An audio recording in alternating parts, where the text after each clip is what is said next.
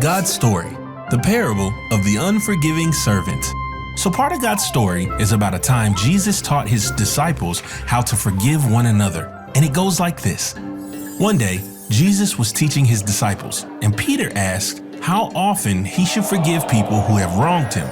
Would forgiving someone 7 times be enough? Peter probably thought 7 times was more than enough because the religious teachers back then said you should forgive others 3 times. Jesus said, I tell you, not 7 times, but 77 times. That's a lot of forgiving. But Jesus didn't mean we should keep track of how many times people wrong us. So to help the disciples understand, Jesus shared a parable with them. A parable is a story that Jesus used to teach something important. You may have heard of the parable of the lost sheep or the parable of the prodigal son. Jesus told those stories to help us understand God and follow him better. This parable was about a servant who owed a king 10,000 bags of gold. That's a lot of money.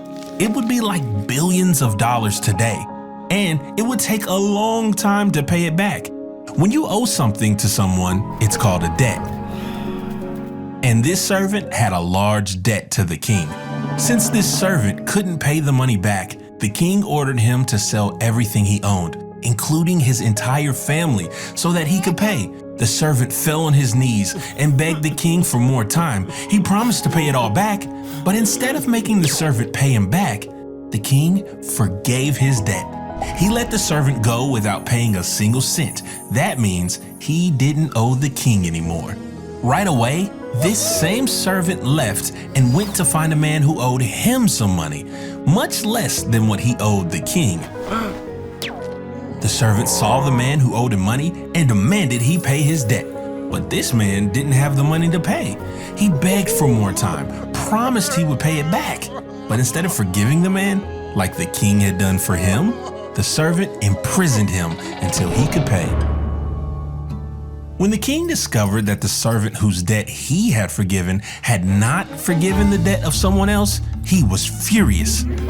He called in the servant and said, I canceled all that debt of yours because you begged me to. Shouldn't you have had mercy on your fellow servant just as I had on you? Then the king had the servant thrown in jail until he could pay back everything he owed.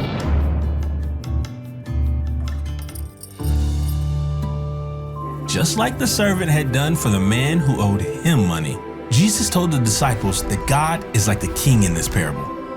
Just like the king forgave the servant's debt, God forgives us too, no matter how many times we sin. And because God forgives us, God expects us to forgive others. And that's a little bit about the parable of the unforgiving servant. So, in case you missed it, here's the quick version. Jesus told a parable.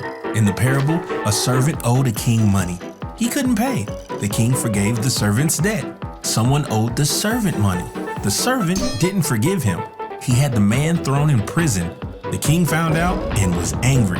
He threw the servant in prison too. God forgives us, so we should forgive others too. And that's a part of God's story.